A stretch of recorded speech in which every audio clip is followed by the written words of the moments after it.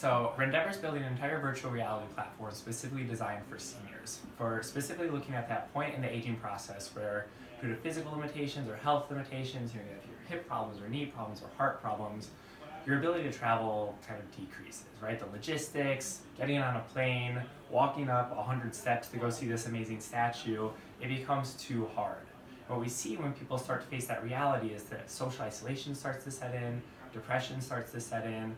Those things combine to form an increased rate of cognitive decline. So you're talking about higher risk of dementia and Alzheimer's forming. It's generally a dangerous place to be in. And AARP just released a report last month saying that social isolation in the 65 plus population correlated, the health effects were similar to someone smoking 16 cigarettes a day, which is nuts. That's crazy.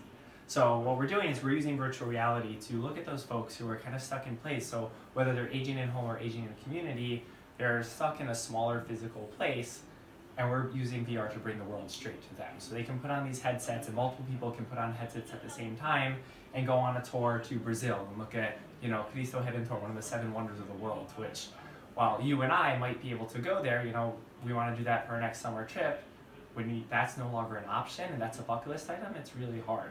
So we're using this to bring them all over the world, allow them to check off bucket list items, experience new cultural events, go back to their favorite locations. We can bring them back to their childhood home, back to their college campus, let them kind of reminisce and walk down memory lane.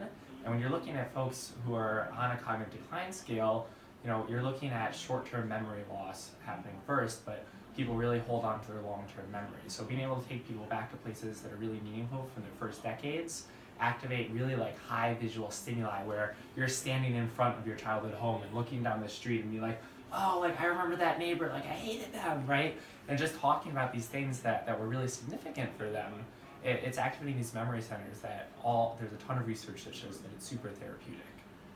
So that's kind of it at a large scale. It's all controlled from a tablet. So when you're talking about technology adoption, you don't have to teach a senior how to use tapping the side of their head or waving a wand around here or gaze-based interfaces. You just go, what do I want to do? I want to go to Niagara Falls, press play, put on the headset, and they're there.